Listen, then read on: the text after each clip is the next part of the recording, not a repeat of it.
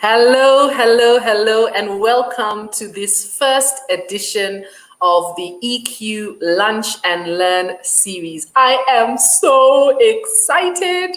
It is a really gray and miserable day as I look outside my window, so I intentionally wore something bright and colorful. I am in orange just so that I can reflect the feeling that I am feeling inside. Thank you so much to all of you who have joined us for this first edition of the Lunch and Learn series. We are living in such turbulent times.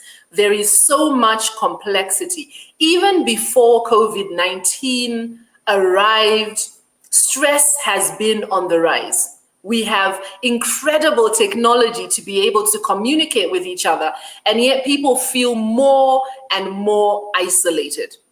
This combination makes us more volatile, more impatient, and more likely to default to fight or flight.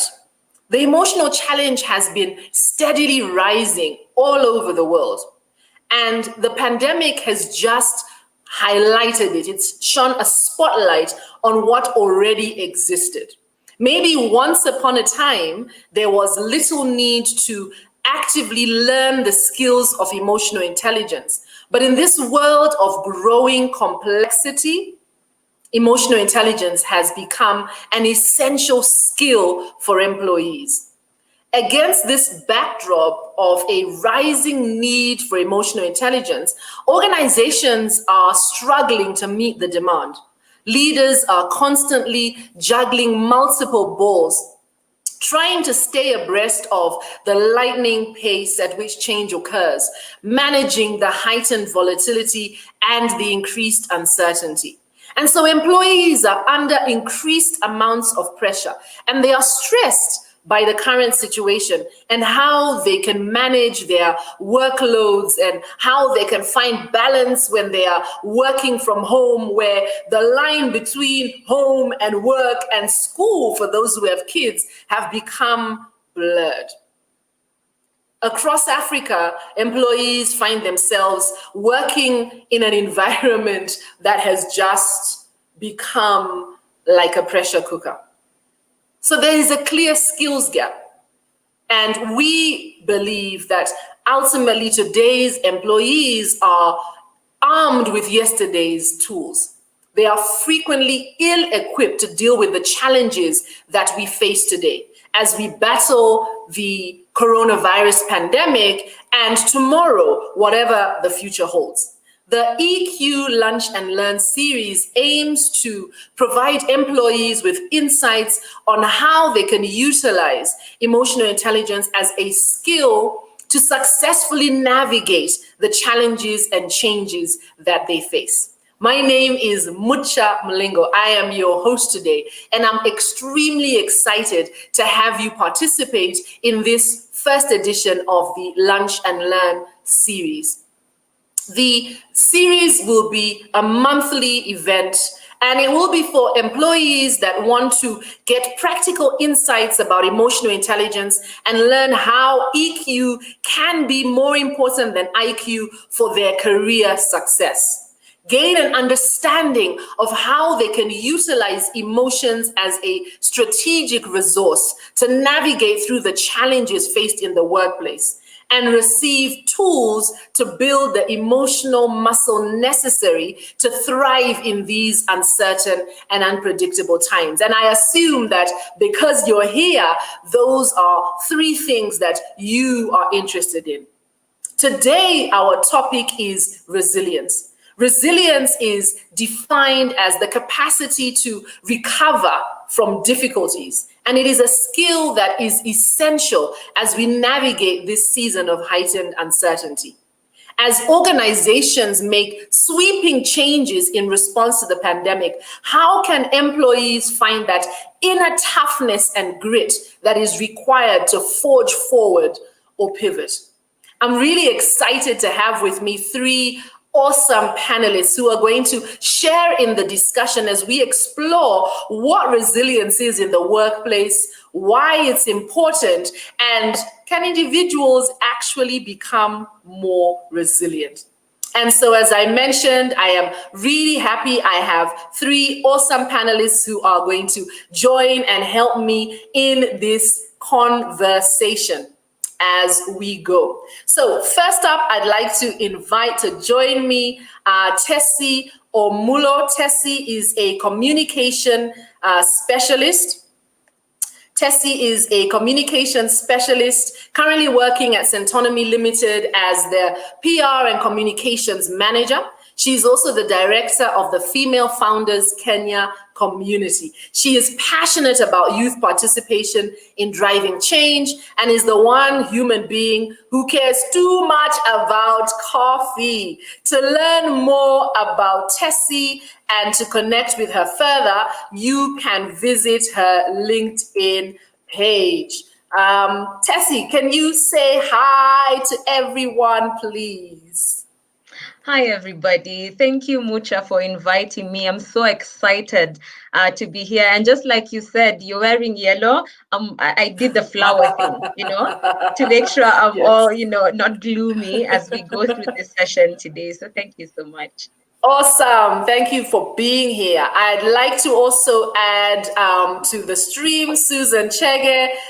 Susan has over 15 years of experience in the field of HR and countless years before that of being intrigued by people. Susan likes to be identified as a people person. She loves interacting with people from all walks of life, hearing their story and helping them identify what makes them tick and how to capitalize on it.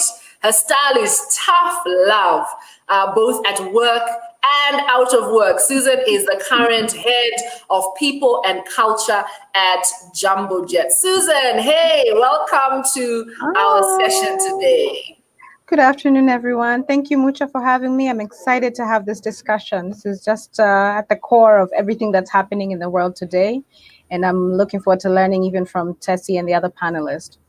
Yes, we are going to make sure that it is a space where we are all learning. I'm looking forward to learning from everyone too. So if you'd like to learn more about Susan or connect with her, feel free to connect with her on LinkedIn. I have shared a link to her LinkedIn page as well. Last but not least, we do have a gentleman in the house. I'd like to welcome Michael here to join us as we have our discussion. Michael, you are very welcome. Thank you so much for being with us today. Michael is an executive coach at the Serenity Group Limited. Serenity Group has a vision to help clients to unlock the past, envision the future, and live wholly today. Michael is an executive leadership coach who also practices as a counseling psychologist and a media practitioner. Michael, say hi to us. Hello to everyone. I would say good afternoon from Nairobi. And thank you, Mucha, for having me on the first episode of Lunch and Learn. I'd like to say that I love living to be a trusted advisor, dealing with confidentiality, and a witness to transformation. So if I contribute to that this afternoon, I'll be living my purpose. Thank you again. Thank you. Thank you so much. Thank you so much for joining us, Michael. So if you'd like to connect with Michael, you feel free to join him or connect with him on his LinkedIn page. Alrighty, so let's jump right in. Resilience. We're talking about resilience today, and it is a word that has been bandied about so much. It has been used now more than ever in our lifetime, I believe. What does resilience mean to you? Susan, if I can start with you, what is resilience and what does it mean to you? Thanks, Mucha. Resilience used to be something we'd look for, and everybody's like, it's nice if you're resilient. And nowadays we've learned that it is a must-have, particularly with everything that's been happening of late with the pandemic. So resilience, and I like the way when we have a discussion, you refer to it, it's not the ability to bounce back, but rather the ability to bounce forward. So in my view, resilience is when you're able to go through a storm and encounter challenges, and you're able to accept that you might fall, accept that you might have stumbled, but you're able to gather yourself and pick yourself up and go through the storm and come out on the other side ready to continue pursuing whatever it is that you were pursuing. That's my view of resilience.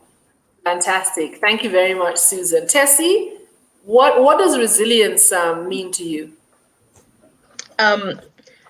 I'd want to share an example that is not really a workplace example, but I believe it's sort of impacted all facets of my life of late. Last year, I decided to start running every day, improve my health. I think that was November, and I decided I'm going to run every day to improve my health.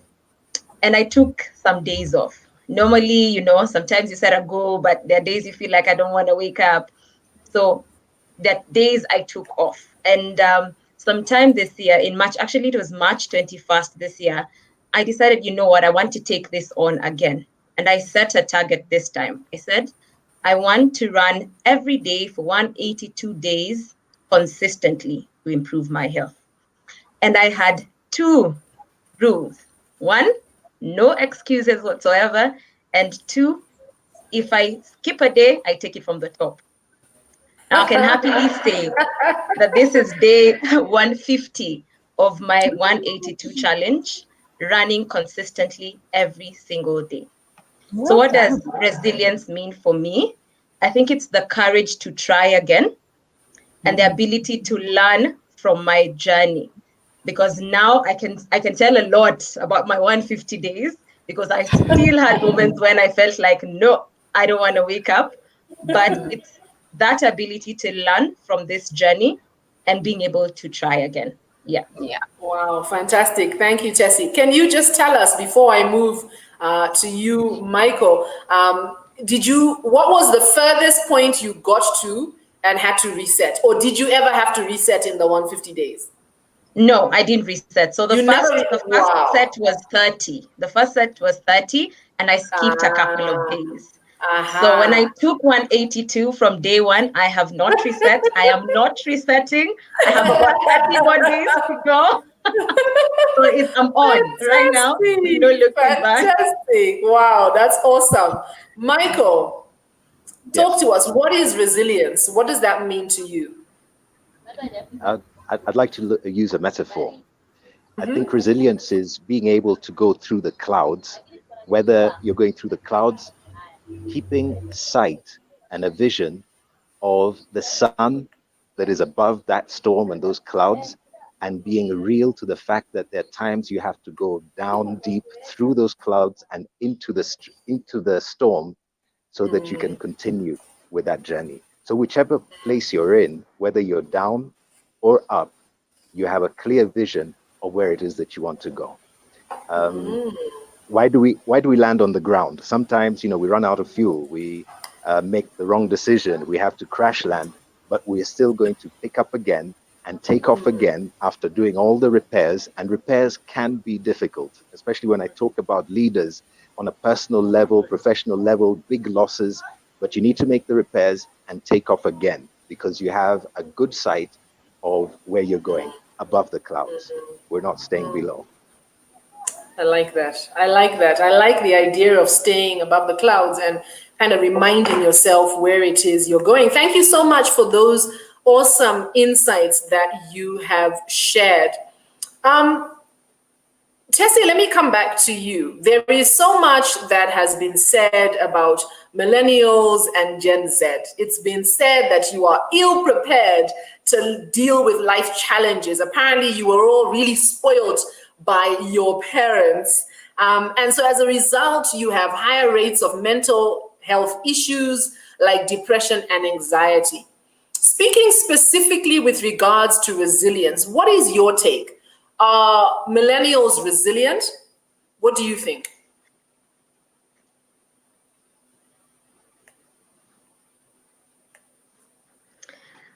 One is, I think, other than now being named the smartphone generation, I just recently learned that we are labeled also as the most anxious generation, which is a tough label, to be honest.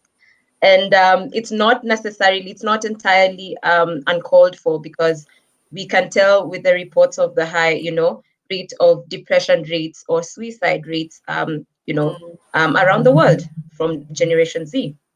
But even with the adverse effects of the pandemic right now, because that has caused everyone to go into some sort of panic and anxiety, I'd like to say that there's opportunity. Yeah, there's an exciting opportunities. I feel like it's an exciting time to be young. Why? Because even as we are being referred to as these people who ghost their employers sometimes, have terrible communication, Yeah. skills, we have the ability to adapt and learn so fast. Yeah, if you actually take control of that particular aspect of your life, we can learn and adapt really fast. So I think with the effects that we are going through right now, we might really lose out on the opportunity that we have. So to answer your question, Mucha, I think we are resilient if we are intentional. And I think we can be resilient if we're intentional about that particular purpose. Yeah. All right. What advice would you give to a millennial who wants to build this resilience muscle? So perhaps there's a millennial who's watching right now or listening to this later. What advice would you give them if they feel they'd like to build this muscle of resilience? One, I'd want to really first salute companies that are taking interest in empowering their employees or their staff to be able to react or sort of go through this season better.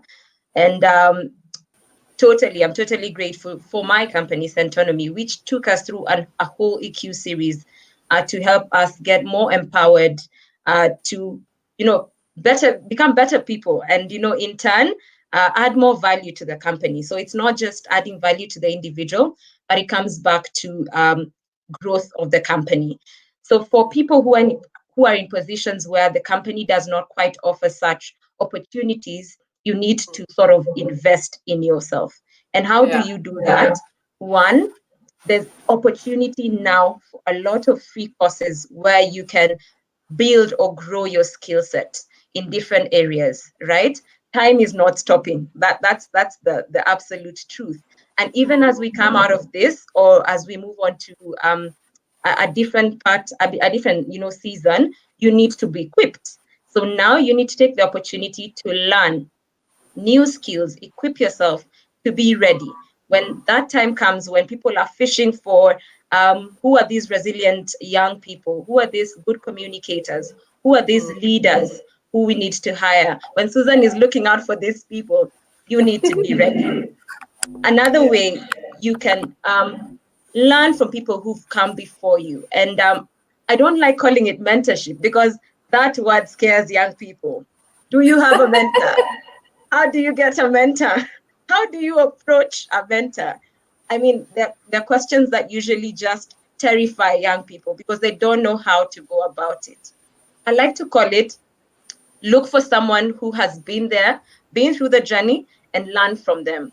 And how I like to do it is, if I realize Susan is someone I'd want to really learn from, and I think has amazing insights that would help me grow in my career, I'd reach out to Susan and tell her, Susan, because I'm going to be taking your time, allow me to take you for breakfast or lunch, and I'll make sure I'm prepared for that session because I'm taking their time, and learn from them. So learn from someone who has gone through the journey before you and can teach you, or can, help you move faster or become better at what you do without making the same mistakes they made when they were young. The first one I said was invest in yourself. Number two, be part of the solution and not the problem. I think I was part of an organization called ISEC for about 4 to 5 years. And that was a thing that was very common in our team meetings. As you give an excuse, everyone is asking, are you being part of the solution? Are you being part of the problem?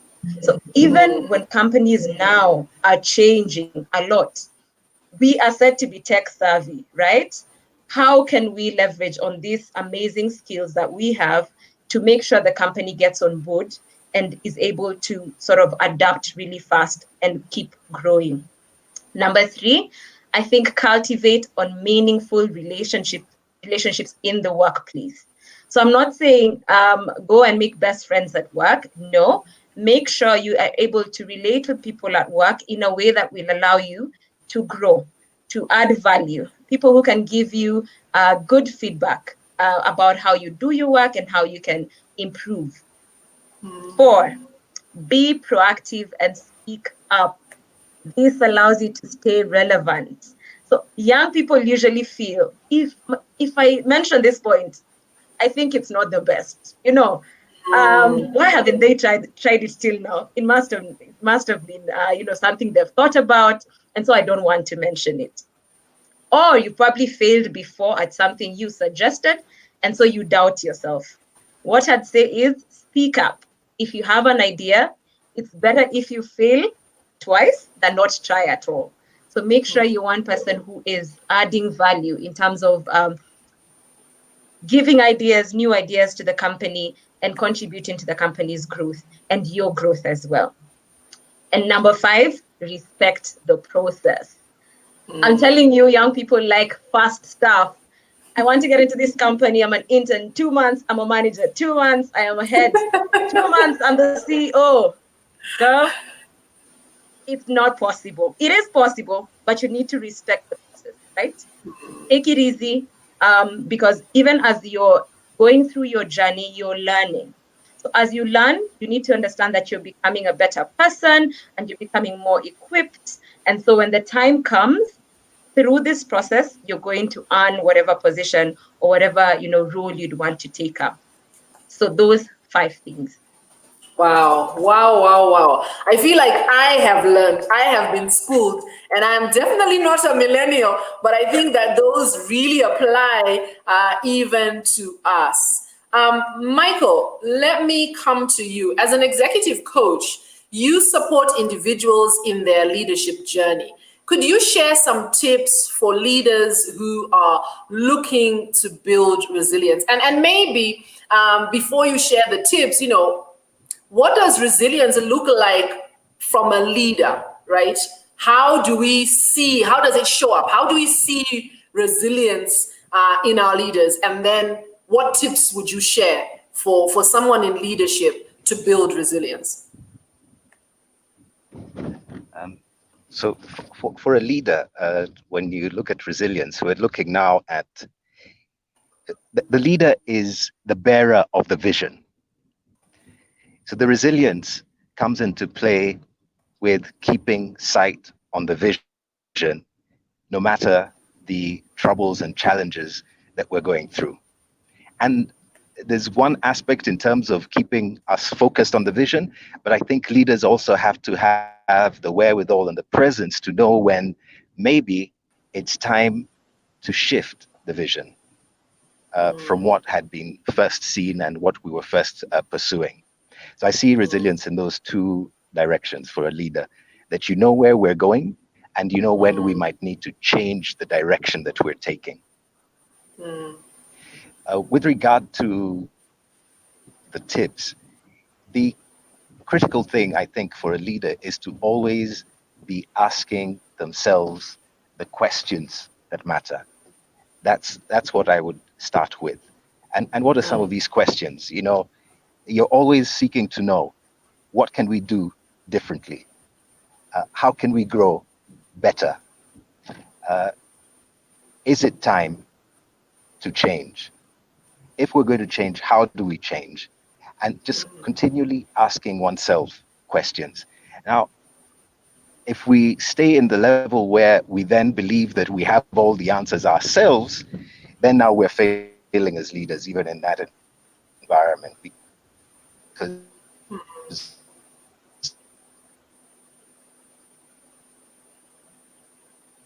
Michael, we've lost you for a second there. Unfortunately, Michael is on the road as he tunes in, and so he must have hit a patch where his connection's a bit tricky. Michael, we can hear you now.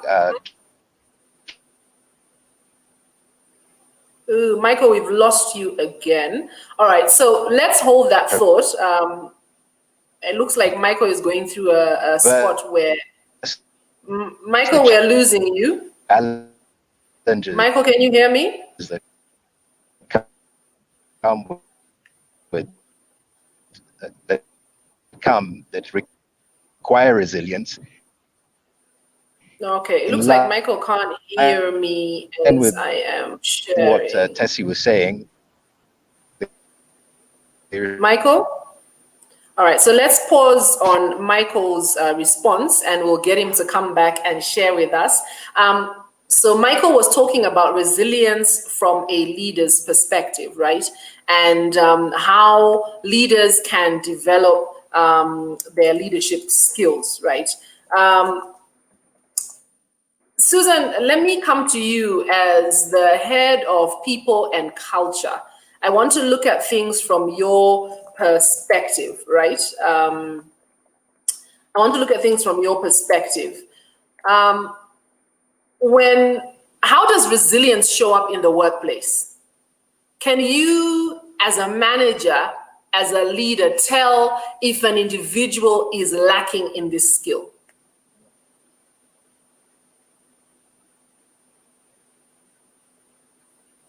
Susan, just unmute yourself. Thanks, Mucha. So as I said when we kicked off, resilience used to be a buzzword and it used to be a good to have, but we've learned that it's a must have. It's our world has become so dynamic and challenges come at you from directions that you don't anticipate, never planned for, never prepared for. And that's where resilience comes in so critically, because you have a plan and you are working towards that goal. So I would like to just share how we identify resilience in the workplace. How are you able to see somebody who's resilient? And I've taken it from 3 different angles. And the first one being their perspective. A resilient employee is one who tends to be positive. It's how they see things. So, for example, like I said, challenges come at us at from different directions and in manners that we didn't anticipate. And these challenges might make us stumble and fall. So somebody who's resilient will not see their difficulties as difficulties, but rather as challenges and an opportunity to grow and an opportunity to stretch themselves. A resilient employee will encounter failures and mistakes. And rather than seeing these failures and mistakes as a display of poor worth or being a failure, they'll identify this as opportunities to reflect and learn something from whatever they've experienced. So when a person of resilience encounters challenges, they'll see it as an opportunity to grow. When a resilient employee has a goof moment, or they fall flat on their face, or their project doesn't kick off, they will take the time to look, reflect, and identify what lessons they've learned from it. And sometimes the lesson is magnanimous, and sometimes the lesson is simply that that's not the way to do it. And somebody who's resilient in the workplace is able to come out with that positive conclusion to a situation that didn't necessarily go positively. The second thing that I've learned to identify as resilience in employees is commitment. A resilient employee will be committed. And it's not just committed to their work. They're committed to goals. Like Tessie shared, she was committed to become a runner. And that's what got her going every single day. So a resilient employee will have set goals that they internalize. And those are goals in the workplace, in their lives. It's their ikigai. It's the reason that they get out of bed every morning. They know that they're getting up to do something. Whether rain or shine, I'm sure Tessie has had to do her walk in terrible weather or her running, because it was the reason she got up. She got up so that she could do it, and that's why she's pursuing it. So employees who are resilient have very clear goals that they have committed to. Something else that I've identified as a characteristic of resilient employees is a focus on personal control. People of resilience will focus on that which they can influence. You look at a situation, it's a pandemic, for example. Coronavirus is here, it's not going anywhere. I'm not a medic, I'm not able to do anything about that. But in my space, what can I do about it? How can I take care of myself? How can I better equip those around me to cope with the situation? So focusing on that which you have control over not only helps you to make steps and strides, but also keeps you positive. If you focus on that which you can't control, you start to feel helpless, hopeless, and you can even get overwhelmed. And that feeling of being overwhelmed stops you in your tracks, and you're not able to go through whatever this challenge is. So the last one, which both Tessie and Michael have touched on, which means for me that it's clearly very relevant for millennials, leaders, everyone across board, is agility and versatility. If you're able to stop and realize this course of action is not getting me to where we need to be going, I need to try and do it a different way. That agility keeps you going, and you're able to persevere through whatever your challenges are.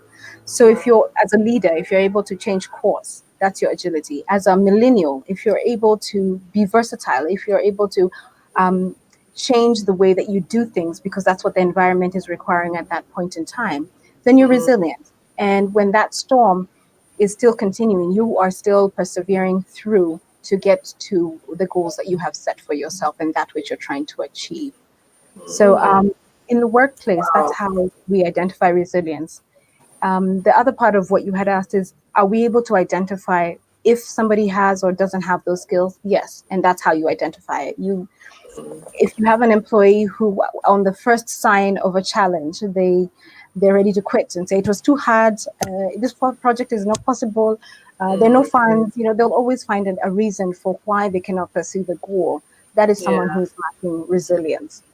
If when they stumble, they look back and they say, I'm a failure, that is someone who's lacking that resilience.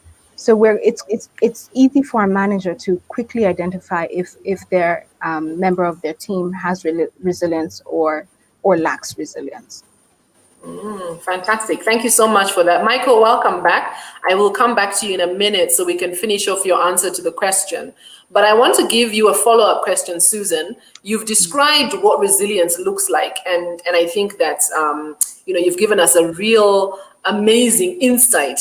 And perhaps for many of us, food for thought as to whether or not that's the way you've been showing up. So has your manager been seeing you as someone who's resilient or not because of the way that you've been showing up? Susan, can a leader help a member of their team to build this skill? Or can they even be helped? So if you identify that someone in your team doesn't have this skill, so they're not showing up positively in all those kind of areas you spoke about, what can a leader do? Oh, by all means. Oh gosh, I like the way you ask it, but I tend to be a very positive person, and there's no lost cause. So definitely, you can help your members of your team develop resilience, because as I've mentioned, resilience is about how you perceive things and how you organize yourself towards whatever goals. So a manager could definitely help a member of the team by assisting them with setting their goals. So goal setting. So helping them have very clear goals is one of the ways to help them stay on their path. Number two is helping them identify how they identify what they can influence. What are they in control of? What can they manipulate, maneuver, contribute to a situation? Number three, which I would love to hear more from Michael about, is how do they perceive? How do they see a situation? So remember, I was talking about positivity.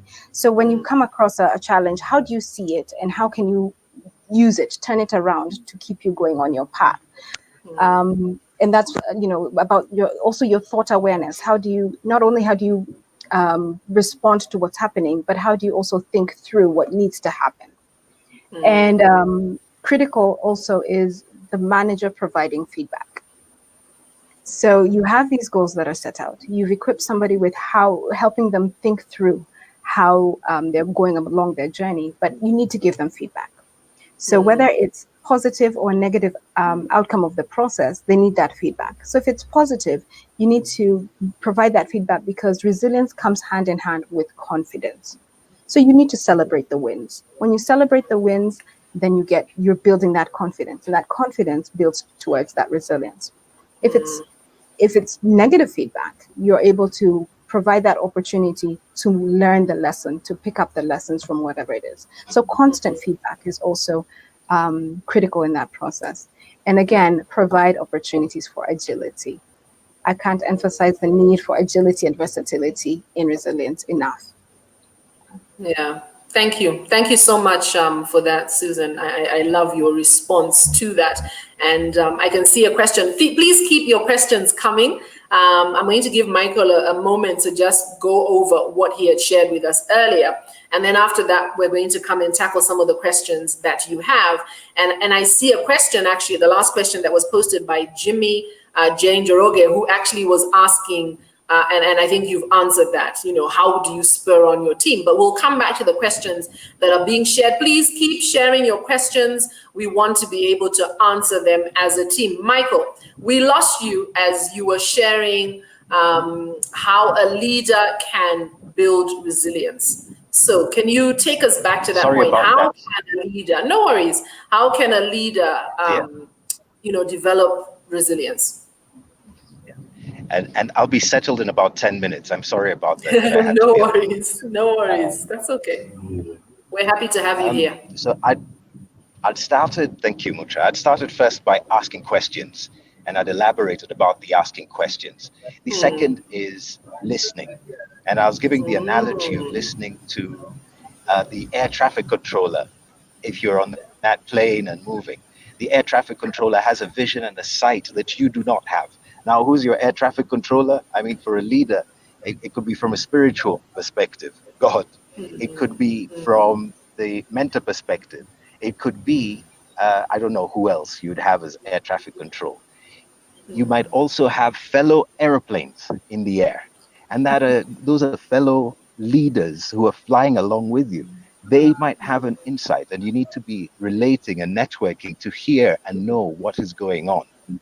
But there's the very important team that you have with you, the crew and the team that you're carrying. They have an insight, and it is critical to hear and see and allow them to also take part and play a part in this whole journey. I found in this season that the manner in which leaders have been treating their team members in this season has been critical. Now, those who are going to traverse this season successfully are those who have maintained and held on to values. And that's another thing that you have to be clear about in terms of what the values are, what values you're communicating to your team. I'd say the third thing would be sure to act. Whether you're up in the sunshine, you need to come out and act. Whether you're in the clouds, you need to come out and act. You need to be seen to be participating in these difficult moments by your team members at your level, but that you're participating. And I dare say that, when the plane is down, then it is a time when it would be good to see you in the trenches with everyone else, as opposed to still barking the orders. There's a time when we all have to huddle and do what needs to be done. That helps the individual person's resilience, and then helps also with the resilience of the entire organization that you're leading. Mucha, please just tell me the other question you asked so that I can go to it. So I think it was just thinking through how these coaches, how leaders can develop resilience. And what I'd ask you is, we've been talking about, and Susan was sharing how resilience looks like, or what it looks like in an employee. And I just wondered, what does it look like in a leader? How can we tell that we are being led by an individual who is resilient? And I'm sure there is some overlap, and perhaps you missed part of what Susan shared. But yeah, how does it show up in leaders? So a leader who's showing resilience, and again, I stick with this analogy, remains calm. They're not buffeted, but they remain focused on the vision. A leader who is resilient still is able to perceive the needs of the team, and respond to them. A leader who's resilient is able to continue doing those things that, what do I call them? The self-care, taking care of themselves so that they're all right, so that they can be all right for the people they're leading. And all that, in summary, is the leader is still able to be an example in terms of everything that Susan highlighted, an example to the entire team. Mucha, I was smiling while Susan was talking about, the goals and the like in the work and in what the leader should be able to help the team members, because it then links to something that I do, but something that I think leaders need more of. And it has to do with coaching. The process of coaching helps someone process that information and come to the point of knowing what their goals are, being able to receive help in processing how they're going to go through challenges. And I dare say that a leader might find it very, very critical to be able to coach their team if they're working to be resilient and to help the team members be resilient. Because in essence, what I said is asking questions is you can ask yourself questions, but then it is critical to have a sounding board as a leader also, to be able to have someone who's challenging and asking the right questions that help you. Wow. Thank you. Thank you for that, Michael. I think information and go through the season. I should say that I've done plenty more coaching, whether paid for or not. Carry on, Michael. We lost you for a second, but you're back. Oh, I'm back. Okay, great. Yes, great. you're back. Yes. Yes, that I've helped many leaders in terms of just having conversations that are helping them reflect on the situation and which direction they can go and things that they need to consider and process in their minds. So yes, I'd say that is a critical thing. Coaching, a leader to be a coach and a leader to be coached. And why is the leader suggested to be a coach? Is so that they can coach their team members. Yeah. And maybe Susan Fantastic. could say yes or no to that. Yeah. Fantastic. I think Susan is nodding her head.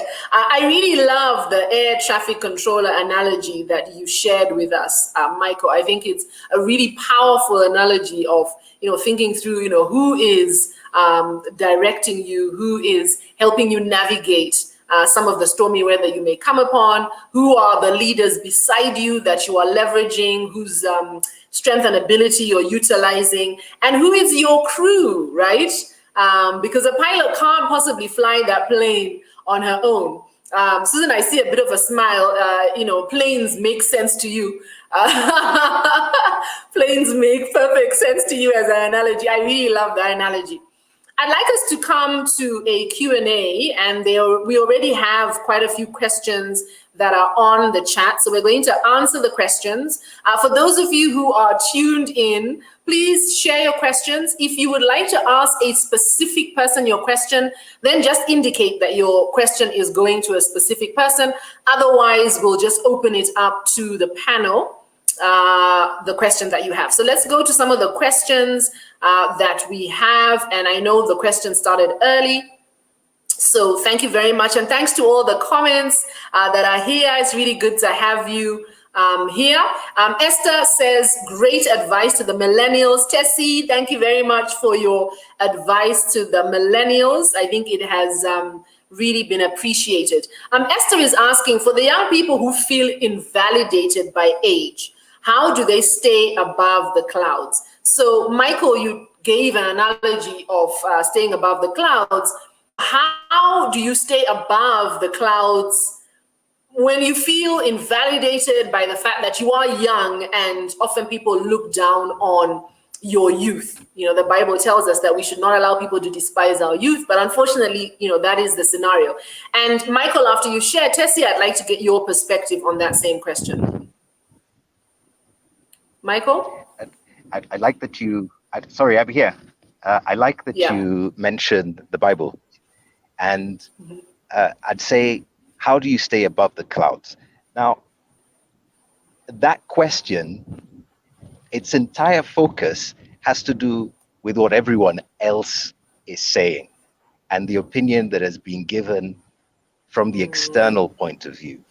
Now, what I'd stress, and it's in line with what we've been saying earlier, is that you have to also have an internal compass, an internal truth of who you are, where you are, and where you're headed to, so that you can then forge forward irrespective of the realities around you, which include these debilitating opinions from other people.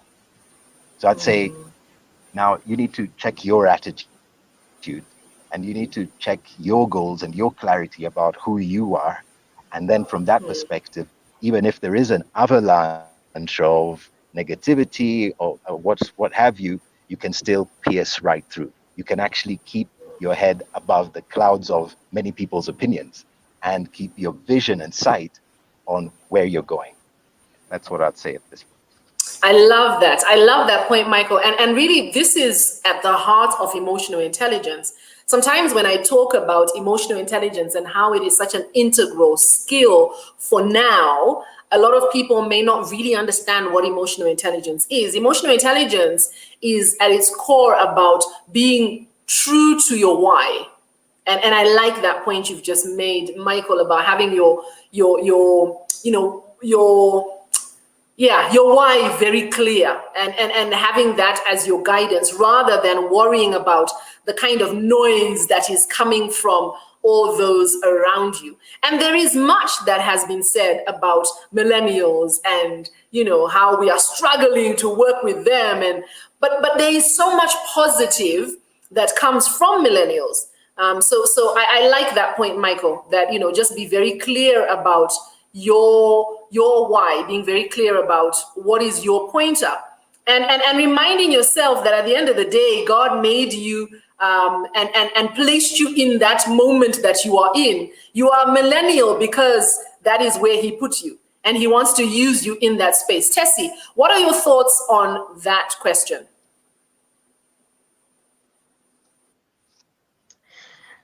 Mucha, I think my easy answer would be, in my free time, I watch America's Got Talent.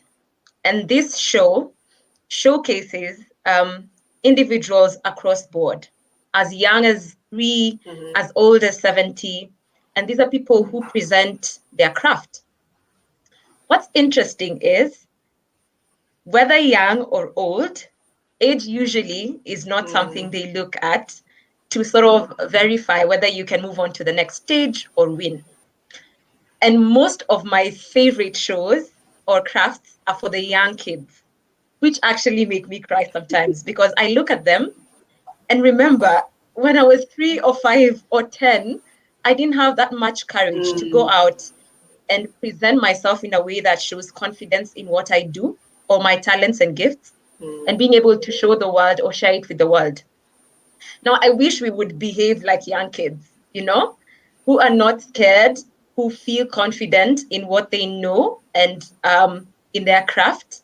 Because as I even connect with what Michael has said, once you have clarity of your why, then you can make sure you're working on it. So you sort of what's the word? You work on it, you craft it very well, you make sure you're getting good at it, you make sure you're very unique, and you get to a point where nobody will miss Mucha. They'll be like, you want someone who does this and is, excellent at their job, it's Mucha. They won't think twice about it. So it's like Michael said, knowing your why and working at it, not stopping at any point because you are connected to that why, and you're very clear about why you're doing what you're doing. Thank you so much, Tessie. Susan, I don't know if you have any comment that you'd like to add on that particular question.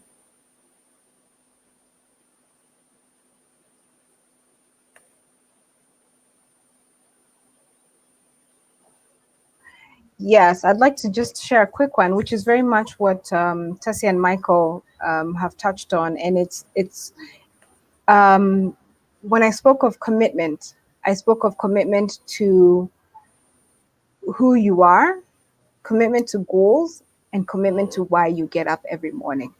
In our day, we used to call it raison d'être, and in Tessie's day, they're calling it ikigai. And it's, why do you get up? Why do you get going every morning? And once you can commit to that as millennials, then you already have the platform to dare to be audacious. We already are ready to imagine anything coming out of a millennial. We're ready for anything. And that's the platform that you should take and be extreme and own that you can be extreme, and own that you're in that space so that you can stretch and find new areas that we've never, uncharted ground. Millennials are here to show us that there's so much uncharted ground. And I think that should be the confidence that you should go with. So like Tessie said, there's also brand yourself. So understand yourself, accept yourself, and get on with it. Yeah. I love that. Get on with it. One of the things I always think, and I want to kind of turn things over a little, is if you consider that there are so many organizations that are supposedly struggling with the millennial contingent. There are so many organizations who feel like they are not committed, they are not showing up, they are not expressing themselves.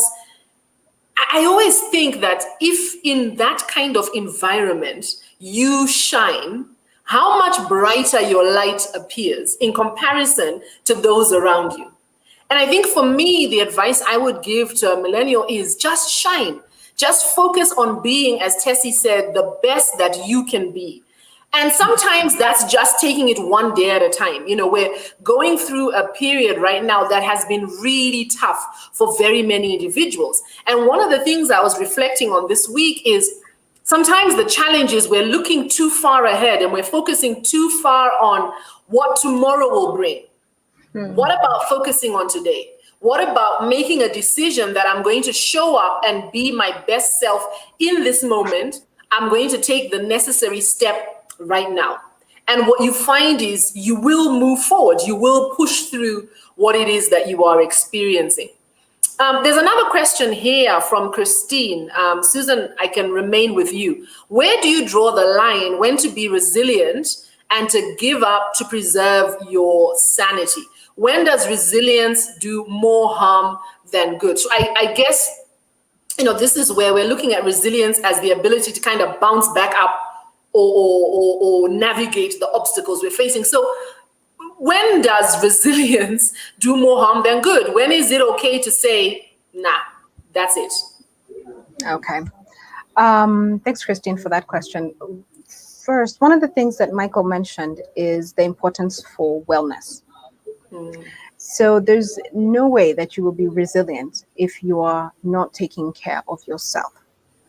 And when you say when does resilient become less productive or more harmful than continuing than saying it's time to quit. So for me, I would emphasize the importance of wellness. You need to be sure that this goal that you've set for yourself is also healthy for you. And whatever journey or pursuit of this goal, it's healthy for you. So that's the first point. The second thing that we have talked about today is the agility and versatility. The agility is important because you need to be able to continuously be assessing. If you're continuously assessing your progress on this goal and you're continuously assessing the need for this goal, then at some point you might need to ask yourself, do we need to change this goal? Do we need to change this journey? And at the point that you are seeing that I need to change this for one reason or another, it's not healthy for the team, it's not healthy for me, it's not going to have the impact that had been intended. So, Christine, you need to keep reevaluating yourself. You need to keep reevaluating your journey. You need to keep reevaluating the goal. And once you do that, then you have the opportunity to realize when the goal is no longer healthy and when the goal is no longer purpose-driven. It's no longer fulfilling to those involved. It's interesting, you know, as you've put that, it's just struck me that a lot of the conversations we have tend to end up circling on the same thing, because what I understand, and you can correct me if I'm wrong from what you're saying, Susan, is that, as I review and refine my goal, I also need to link it to my why, like go back to my why, go back to my purpose. And if this goal is no longer serving my purpose, I should be okay to say, you know what? Nah, this is Precisely. no longer resilience. This is now foolishness, continuing to push on after this particular goal that no longer serves me. Michael, I want to bring you in on this, specific, especially because you're a coach, you are a psychologist. When do we draw the line? How do we let me look for, I'm looking for the questions, I can ask it exactly how it came. So where do you draw the line between when to be resilient and when to give up so that you can preserve your sanity?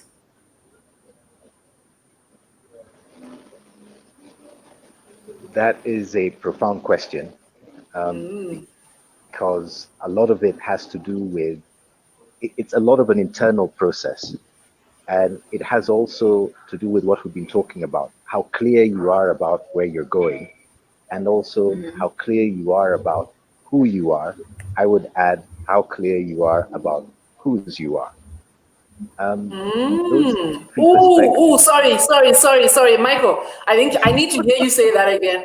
That was just I, so profound. I need you to say that one more time, just in case someone missed that. I Wow, don't that remember is what I profound. said. Something about whose you are, whose Yeah. you are, Yes, right? yes. Yeah, So who it's you are and whose where you you are. are, who you are, and whose you are. Because we can have a focus on what we want to achieve, and that's just great.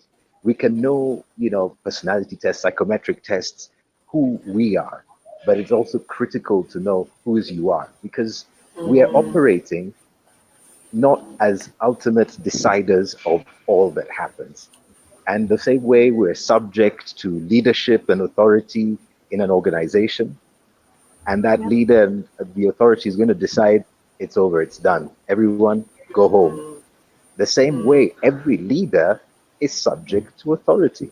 Now, I could put it many ways, but subject ultimately to God. Now, knowing how you fit in that scheme of things then gives you a greater clarity and peace in knowing, no, this one, we're just going to dig in and continue. Or here at this point, because of that connection and knowing whose you are, it is time. And it's okay. It's okay to have to change course, because then you have that ultimate assurance that has been given. It's okay to have to change course as an employee, because the leader has then said, this is how we're going, or this is the course we're taking. Now, knowing the exact time, I don't think can be prescribed, because sometimes it's knowing, I'm going to stick with this. We're going to fall 1,000 times like the light bulb, but we will have a light bulb. And it's because you stick and stick and stick in the light of a lot of ridicule, failure, and the like, that something comes out.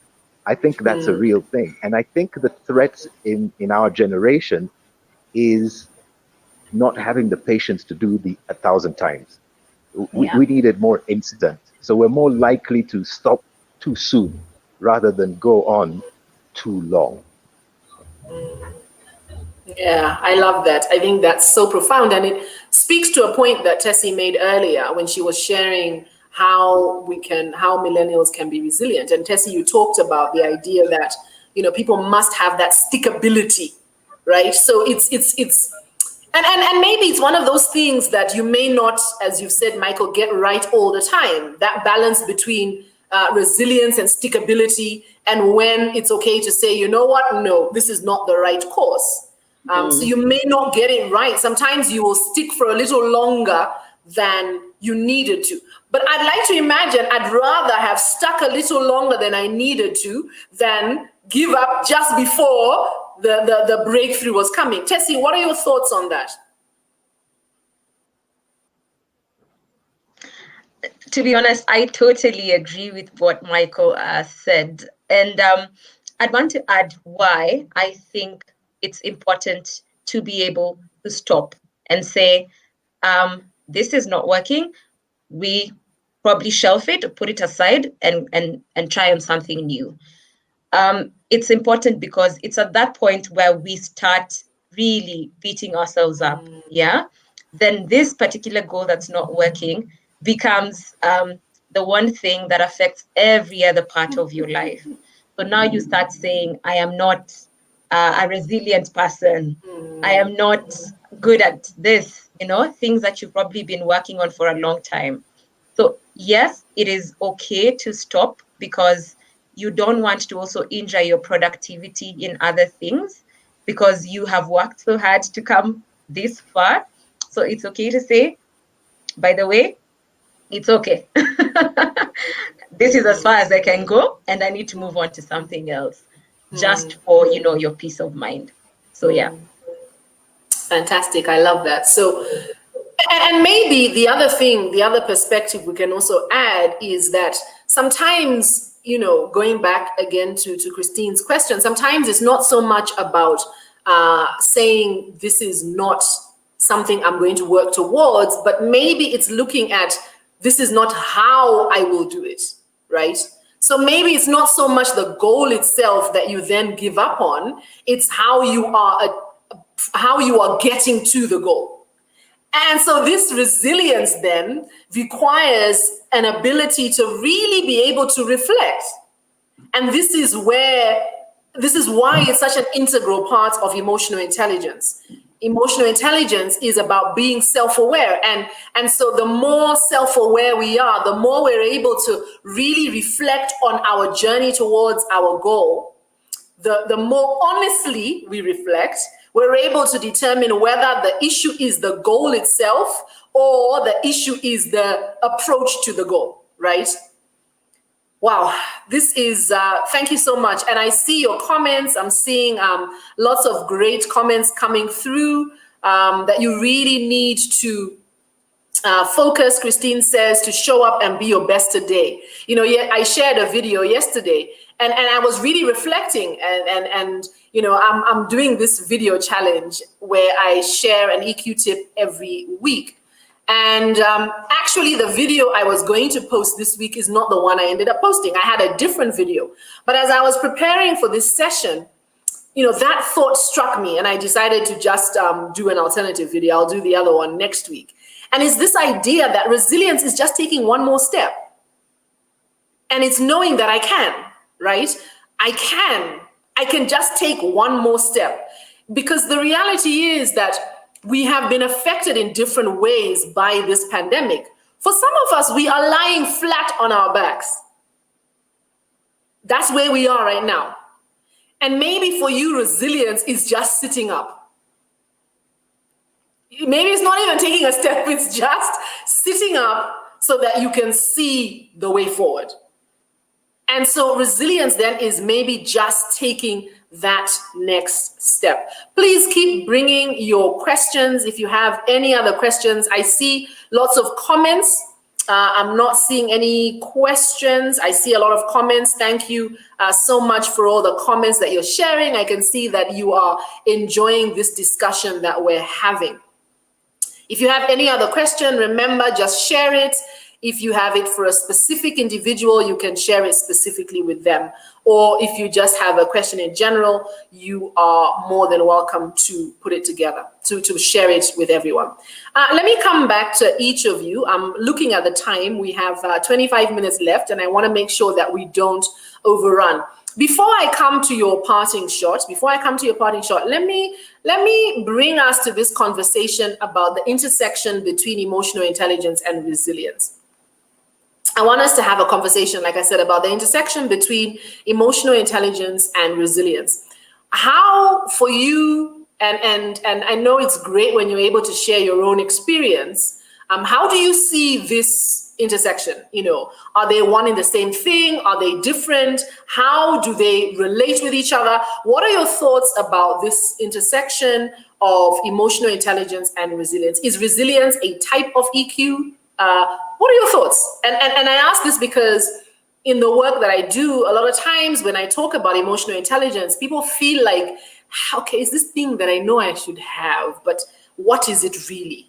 So, Tessie, let me start with you. What do you see as, the relationship between the two?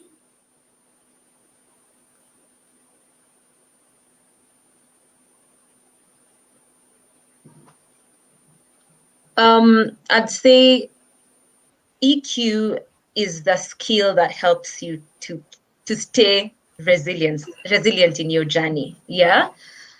I'd say I'd practice resilience pretty well in my course as a communications person in my career.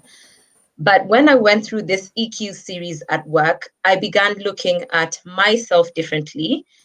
What strengths do I have? What weaknesses do I have? Looking at my interpersonal relationship skills.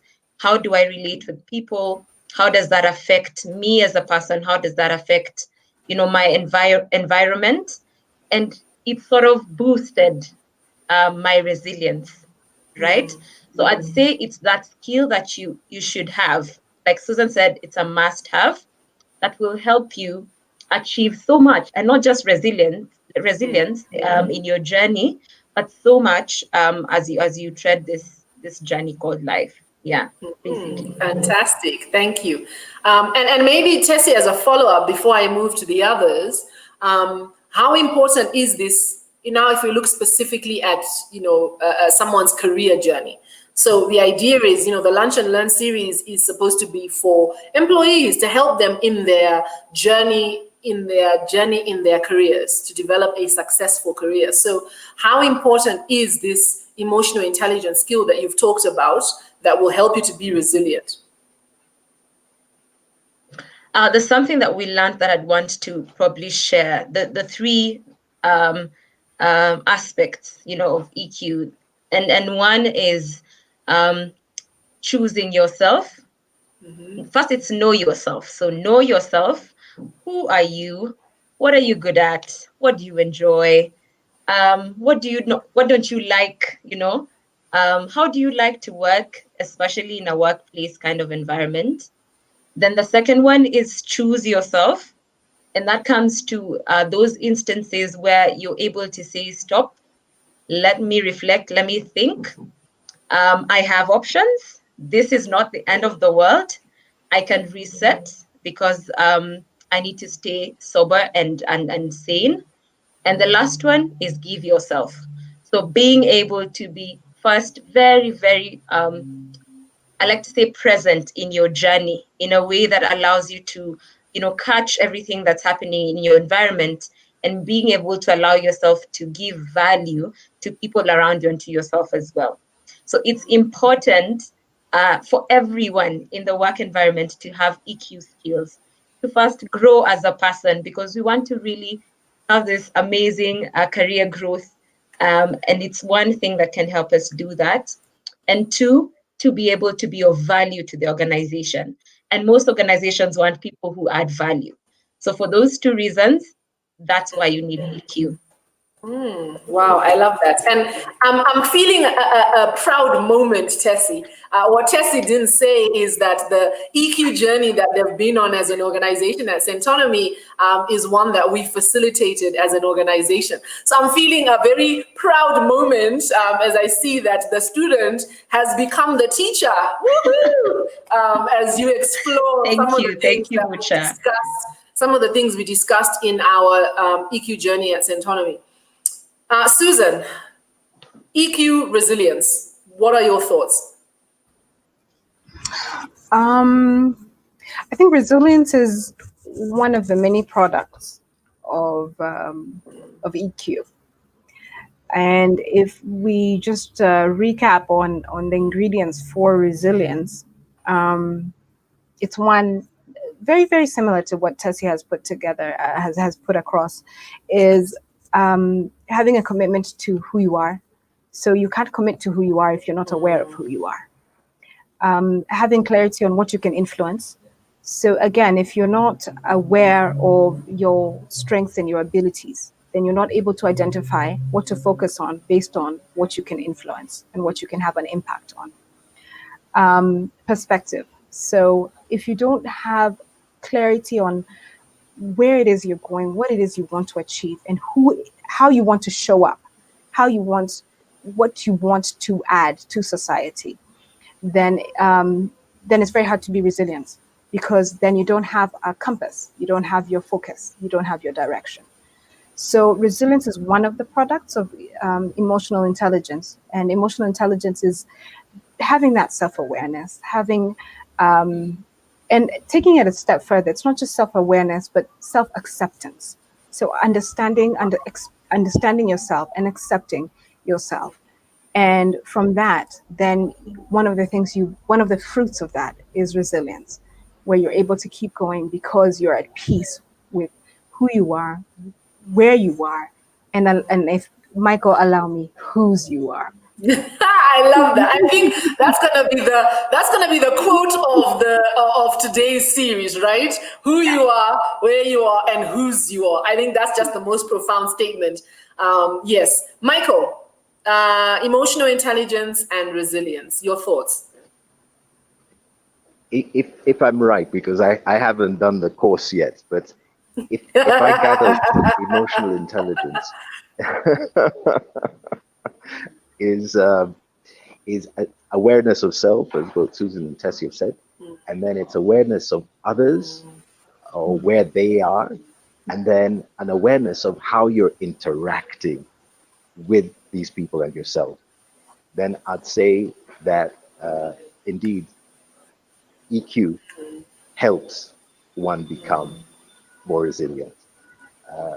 How? Because then you're aware, and now I go to psychological terms, you're aware of your triggers. You know that this is happening, so now you know when this happens, normally this is what I do, and you can choose to counter that likely way you're going to behave. In very simple terms, things are going wrong, you know that you always shout. So because you're aware of yourself, things go wrong, you don't shout. You don't get into a panic, you don't get depressed because things are not working out, and you can tell yourself, so now slow down. And the things that I mentioned earlier, what may I do? You ask yourself questions, you then listen to those comments and what people are saying around you, and then you make the concrete decision to act, to take an action. So I agree that resilience is an outcome, a good one of the outcomes of EQ. Yeah. If I can leave it that brief, I don't necessarily repeat what's being said. I love it.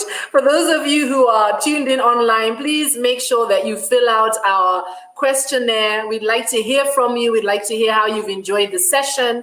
And as I mentioned, this series will be a monthly series, and we want to equip you with the skills you need to be successful in your career. So let us know what other EQ-related topics you would like us to discuss.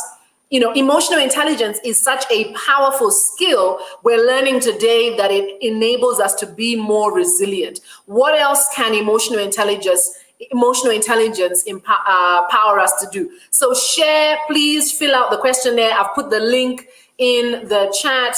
Fill out the questionnaire and tell us what else you'd like to learn. Let us come to you guys and you can give us your parting shot. Michael, I'll start with you as you were just speaking. What is your parting shot as we begin to wrap up this conversation about how you can use emotional intelligence to build resilience? I'm going to add something. Coach yourself so that you may be aware of yourself, other people, and how you respond to other people. And if this is my parting shot, may I also give an apology? I am being resilient in my newfound way of being and doing work on the move. And Mucha, you're my teacher in this one. Thank you so much for having me on the Lunch and Learn.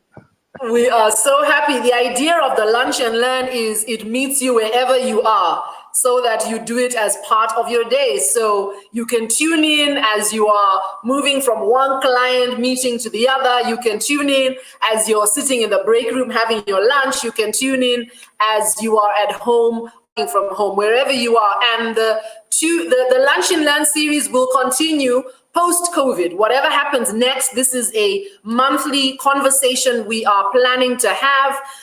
We encourage you to share the info about the Lunch and Learn with those you work with. And we're looking forward to a day where organizations will tell us that on a specific Wednesday afternoon, once a month, everyone in the organization is tuned in to the Lunch and Learn, because these are skills that are essential for you in your career journey, and they will help you to be more effective and productive. Susan, what is your parting shot? Mucha, as I start, I think you can list my organization as the first one that will be tuning in on a regular basis. So, awesome. yeah, we will definitely be investing in EQ for the jumbo jetters. Michael, I think, I don't know whether in what capacity you need to come and support Jumbo Jet, because you speak aviation A to Z. Tessie, it's been a pleasure, and you represent millennials so well, and you have a lot of wisdom beyond your years, and it's been truly a pleasure. My parting shot before I give my my gratitude to Mucha is, we are in a society that's become so busy and so noisy. There's so much going on, and the more we have technological advances, the noisier it gets, the busier we get. You have, when we were starting off, Mucha had to stop and shut down a number of windows that she had open because she was working on so many different projects at once. And my advice to everyone is pause. Pause. Take a moment to pause. Spend some time with yourself. Understand who you are, what you want to achieve, how you want to show up, what gets you going, and what keeps you going. And reflect. If you take the time to do these things, then your wellness is in balance, your resilience is in check, and your purpose, you will be in a position to identify it and pursue it.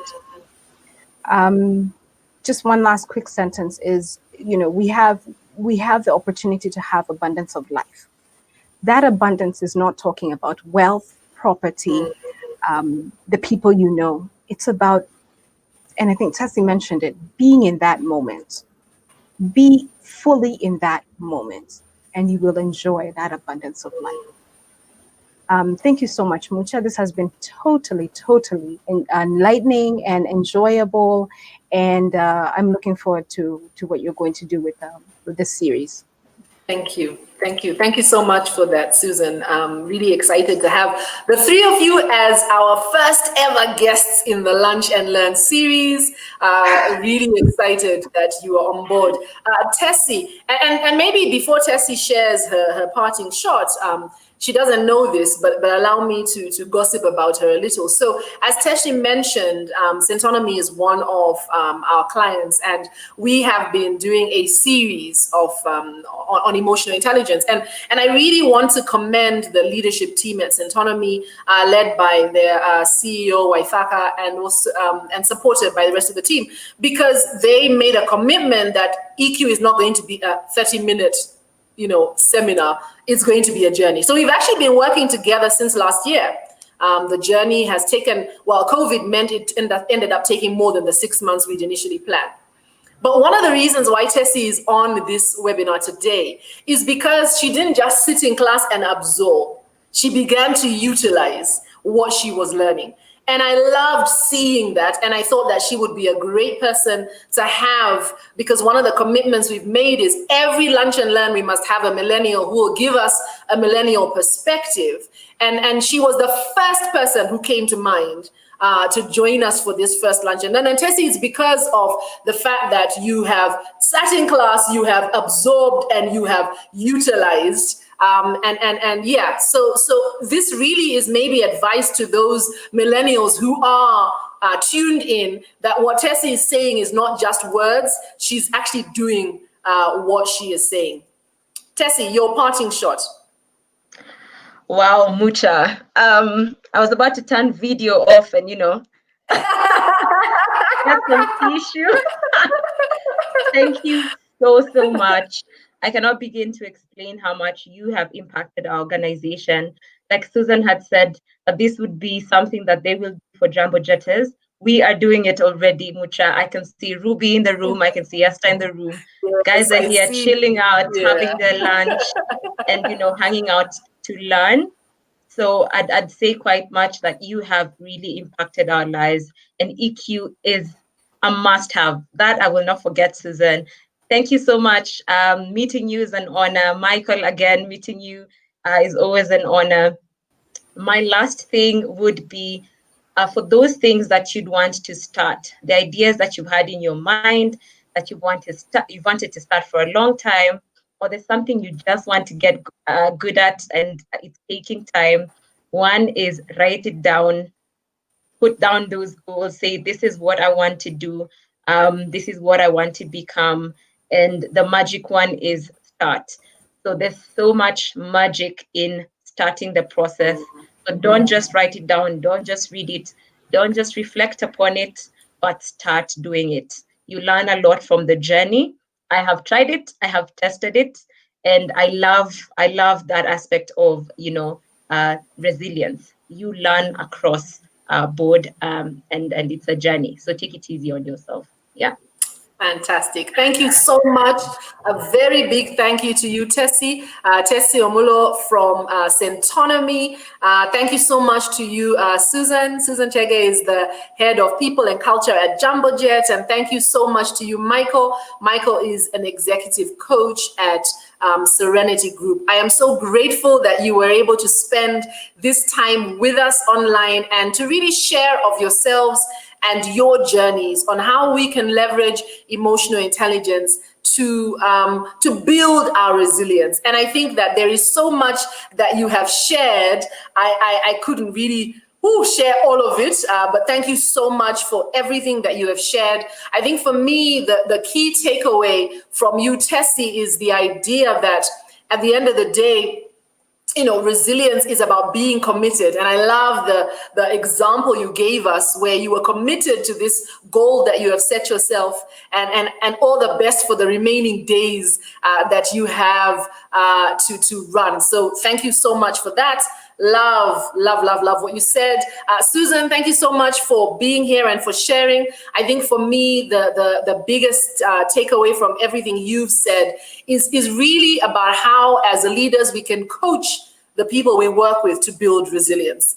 I think that's a really important insight for leaders, that instead of kind of throwing in the towel and complaining that this individual is not showing up how you would like, you are able to actually coach them. And Michael, obviously, Michael is off the screen now, but I think the key takeaway we all have from Michael is knowing who you are, where you are, and whose you are. So thank you so much to my fantastic panelists. I have really enjoyed having you online today. As we wrap up our session, as we wrap up our conversation, allow me to say thank you so much for sharing your lunch with us. The idea of the Lunch and Learn series is that you bring your lunch and we will provide the learning. I have shared in the chat. Please diarize our next event.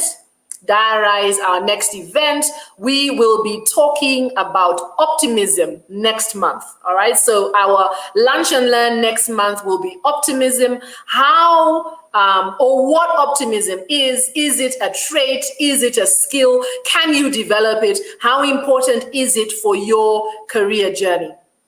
As I sign off, allow me to share also an invitation for you to join our closed group on Facebook. We have a Facebook group. Please join it. We've also shared the link. Goodness, I think the challenge is you guys have been having your lunch and I haven't, and now I'm tripping all over myself because I think I haven't eaten. But anyway, let's try that again. Rewind. As I was saying, I have shared the link to join our closed Facebook group. Please join us. We have a weekly EQ challenge So every week we set an EQ challenge and we support each other in achieving that EQ challenge. As an organization, PTS Africa is committed to helping you in your EQ journey. We want you to thrive. We want you to succeed. We want you to chart your course as far as your career is concerned. And we know that the learnable skill of emotional intelligence is essential to your leadership, to your success in your career. And so we want to provide the support we can, which is why we have the EQ Lunch and Learn series. So please diarize, make sure that you join us here. Next month, we'll be talking about optimism.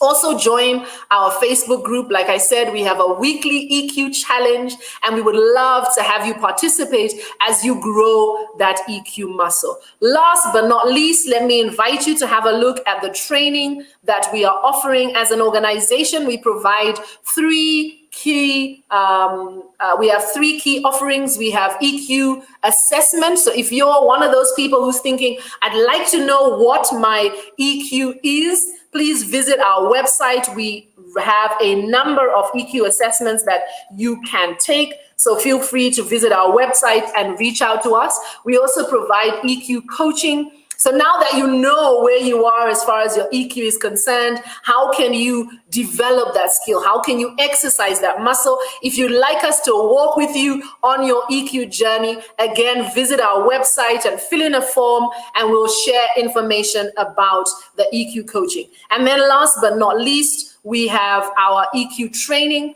And I'd like to share a session that we have coming up in September.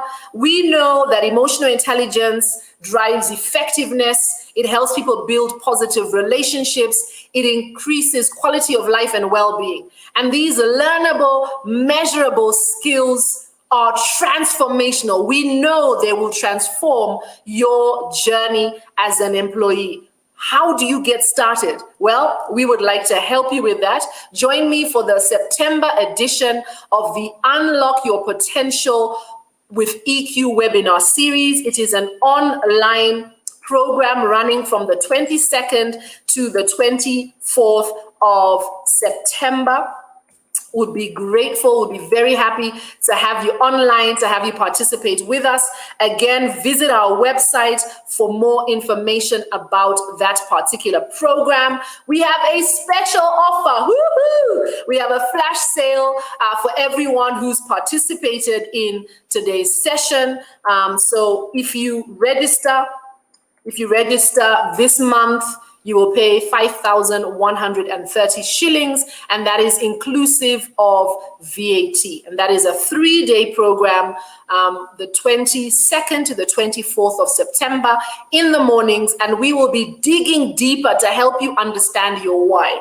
One of the things that every panelist said in their own way was how essential it is to know your why. And I think that's also very much ties in with the comment Michael made about knowing whose you are. What is your why? Join us on that program and we'll be able to help you to explore that. Thank you so much for tuning in. I'm really, really excited that we're able to have our first edition of the Lunch and Learn series. Diarize the 16th of September, 12:30 to 2 p.m. and invite a friend to have lunch with you as you tune in and listen to the conversation about optimism. Remember, join our Facebook group, follow us on social media so that you can continue to learn the different EQ tips that we will be sharing. Thank you so much, and thanks again to my panel. And allow me to say thank you to the PTS team who have been working behind the scenes, making sure that this event, this session is a success. And on that note, allow me to say it's a wrap. Thank you very much, guys. See you.